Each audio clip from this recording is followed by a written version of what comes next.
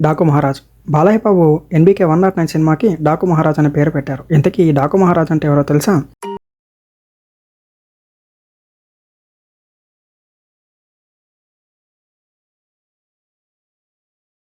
అమితాబ్ బచ్చన్ గారు చిన్నతనంలో ఈ డాకు మాన్సింగ్ గురించి చాలా కథలు వినేవారంట.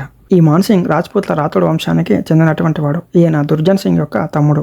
ఈ డాకు మహారాజ్ ఇండియాకు చెందినటువంటి రాబిన్ హుడ్గా చెప్పుకుంటారు. ఈయన 1890లో హీరా రాథోర్ అనే గ్రామంలో పుట్టారు. ఈ డాకు మహారాజ్ యొక్క అసలు పేరు మాన్సింగ్. ఈ డాకు మహారాజ్ ఆగ్రాలో 1890లో హీరా రాథోర్ అనే గ్రామంలో పుట్టారు.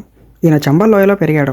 చంబల్లో ఉండేటువంటి 17 మందితో కలిసి ఒక దోపిడీ ముఠాను ఏర్పాటు చేసి మాన్సింగ్ 1939 నుంచి 1955 మధ్యలో 16 ఏళ్లలో అలాగే ఆయన 185 మందిని అతి కిరాతకంగా చంపేశాడంట. డాకు సింగ్ చేతిలో చనిపోయినటువంటి వారిలో 32 మంది పోలీస్ అధికారులు కూడా ఉన్నారు. ఈ డాకు సింగ్ చేసే కిడ్నాపులు కానీ దొంగతనాలు కానీ ఎవరు పట్టుకోవడానికి సాధ్యం కాకుండా ఉండేవంట. అయితే 1953లో చంబల్లోని ఒక బహిరంగ సభలో మాన్సింగ్ ఒక వేదికపై ప్రసంగించడం ఎస్ఎన్ సుబ్బారావు అనే ఆయన చూశారంట. ఆయన ఎలా మాట్లాడేవాడంటే చాలా గౌరవప్రదంగా వినయపూర్వకంగా మాట్లాడేవాడంట. అందుకే ఆయనను ప్రజలు అంతగా ఇష్టపడేవారని చెప్తారు. ఇప్పటికి కూడా అక్కడ మాన్సింగ్ గారికి ఒక గుడి కట్టి అందులో పూజలు చేయడానికి క్రమం తప్పకుండా వెళ్తారంట.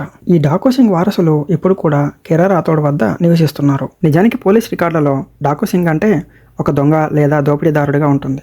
కానీ తాను దోచుకున్న దాంట్లో చాలా వరకు గ్రామాల్లోని ప్రజల బాగు కోసం, జనాల సమస్యల పరిష్కారం కోసం వాడేవాడంట. అందుకే ఈయనని డాకు మహారాజ్ అని గొప్పగా చెప్పుకుంటారు. ఈ డాకు మాన్సింగ్ జీవితం ఆధారంగా బాలీవుడ్లో 1971లో డాకు మాన్సింగ్ అనే మూవీ కూడా వచ్చింది. ఇందులో దారా సింగ్ హీరోగా నటించారు. 2019లో వచ్చినటువంటి సోన్చరియా మూవీలో మనోజ్ బాజ్పేయి డాకు సింగ్ అనే పాత్రలో కూడా నటించాడు. అయితే ఎన్నో సంవత్సరాల ప్రయత్నంలో 1955లో మధ్యప్రదేశ్లోని కకేక్పురా బిందులోని మర్రి చెట్టు కింద కూర్చొని ఉన్న మాన్సింగ్ మరియు అతని కుమారుడు సుబేదార్ సింగ్ను గూర్ఖా దళాలు కాల్చి చంపాయని చెప్తారు. ఆయనను కాల్చి చంపే వరకు కూడా పోలీసులు ఆయనపై కిడ్నాప్ మరియు హత్య వంటి 100 కేసులను నమోదు చేశారంట. ఈ ఆపరేషన్కు వినోద్ చంద్ చతుర్వేది అనే పోలీస్ ఇన్స్పెక్టర్ లీడ్గా ఉండేవారు. ఇప్పుడు మన టాలీవుడ్లో డాకు సింగ్గా మన బాలయ్య బాబు నటించబోతున్నాడు. మరి జనవరి 12న విడుదలయ్యే ఈ సినిమాలో మన బాలయ్య బాబు ఎలా మెప్పించబోతున్నాడో చూడాలి. Thank you for watching. Please subscribe to our channel for more interesting facts and news.